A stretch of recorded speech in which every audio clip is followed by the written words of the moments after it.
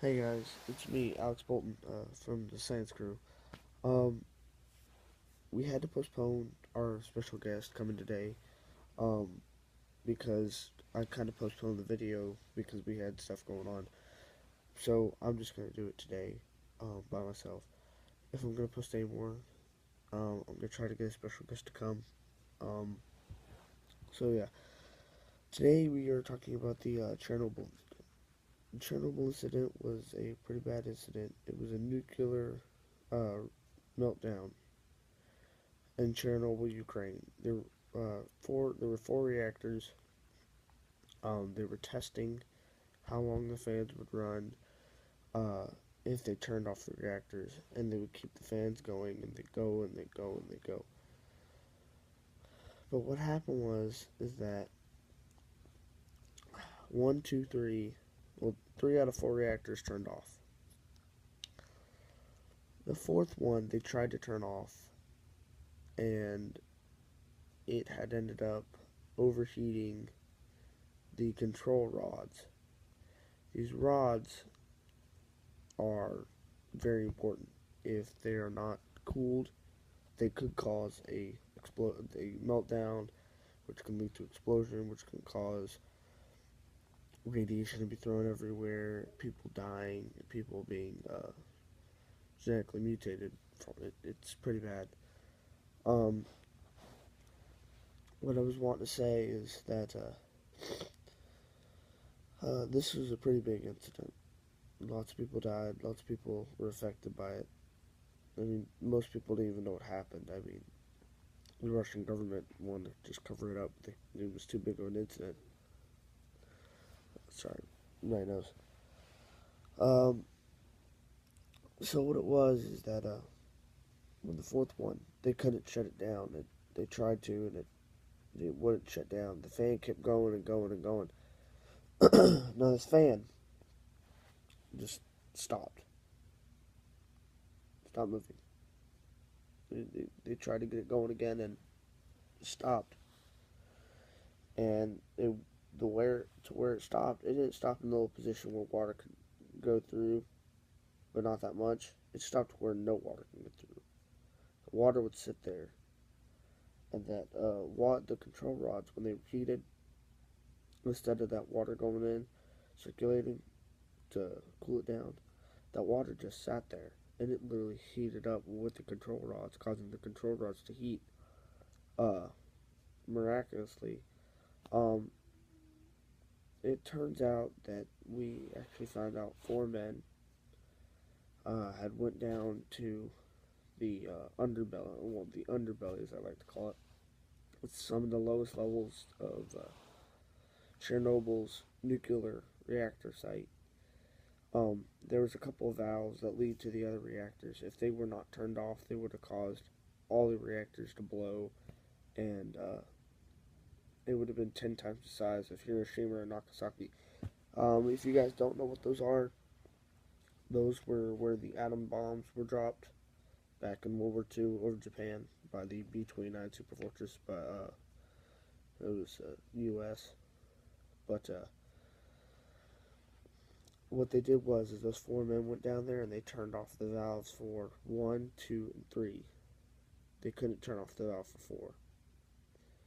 Four, if they would have turned off the valve for four, they would have actually possibly stopped the meltdown. They never got a chance to.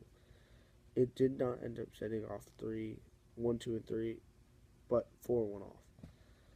So, uh, just so you guys know, they actually did die in the explosion.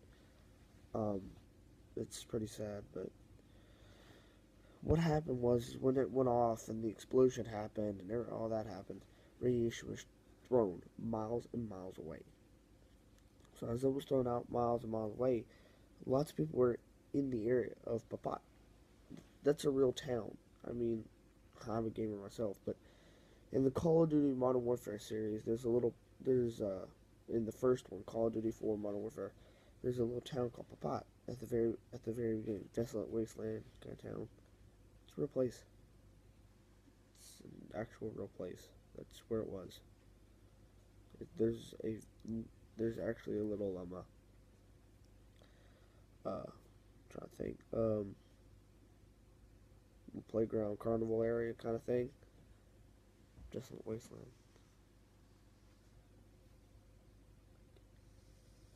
Sorry, little brother. Um, but the radiation was thrown around everywhere, and it was pretty bad. And if anything, uh, when the Russian army, when the Russians had found out this went off in Ukraine, uh, Ukraine couldn't do anything about it. They didn't know. Russians found out. Ukraine goes, "Hey, Russia, can you help us?" Russia's like, "I don't know." And they're all like, and they said, "Well, this is on the border of Ukraine and Russia. This could affect both of us." Sound like Captain Kirk there, but he goes, Russia's all like, "Oh yeah, you're right." So Russia was over there, and they literally send out. And I mean, this was 2, 3 days later. They're sending out buses saying, and troops saying, "Oh, there was a nuclear meltdown. You have all been, you guys, if you're in the vicinity of the explosion, you've been affected by the radiation poisoning, and could give you cancer, genetic mutations." Well, they probably didn't know it at the time. Probably they might have not did know it at the time. What the radiation could have done to you if you were exposed to high levels of radiation. But yeah, after 2, 3 days, Russia finally came in and said, "Hey, you guys need to get out of here." Loaded them up in vans and got them out. I mean, Chernobyl, Ukraine is a pretty bad place. I mean, if you go there today, um, the whole place is a desolate wasteland. There's still wildlife and plants growing there, but you're not really supposed to have people in that area because of the radiation. The radiation levels have gone down far enough to where you can actually go in, where you can go in. And it's just fine. I mean, I've always thought about visiting there one day, but we still have probably over thousands of years till we can sort of live there. But thanks to stuff like sunflowers and some mushrooms, actually eats the radiation, so it's cutting down that radiation, that time till we can live there, till we can finally build there. But the one of the other things about the Chernobyl accident, it was the largest and most devastating nuclear meltdown there has ever been anywhere in the world. Now, you might want to blame this. You don't really want to put the blame on anybody, but you do want to put the blame on the safety regulations that they had back then. You just don't want to blame it on the people that much because they were just following what they had. They were just following the rules that they had. The safety regulations that they had back then were not as good as ours today. So that's that's the reason why. That's one of the big reasons why, and for the Chernobyl incident. But there's also one big other thing. Um, Chernobyl was a trying to remember. I know it was a really bad accident. I can't remember what it was, but if I'm wrong about any, like I know that I'm getting most of this information from a website all about the Chernobyl incident. I've checked it hundreds of times. It's a true site. If I can remember it right now, I'd send it to you guys.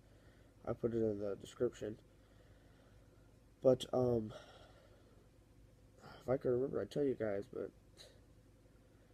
um, yeah, that was pretty much Chernobyl. I mean, you can go there visit today. I mean, you can't visit the reactor. You can't go to the reactor without dealing with the Russian military or the Ukraine's military because that place is off limits. The only people that can go into that area is the high officials and news reporters and stuff like that. Nobody, no civilians. But you can go visit the town of Papayat. if I'm saying it correctly. Correct me if I'm wrong, but it's either papat or papaya. A papaya. That, I'm pretty sure it's papaya. But I think that's all I got to tell you guys. If you guys want to, you can go look up more on Google. Like, just look up Chernobyl incident information, and it's on there. I mean, there's a bunch of news reports on it. The anniversary for it, that was on the news and all that. But, that's all I got to say about it. So, bye bye.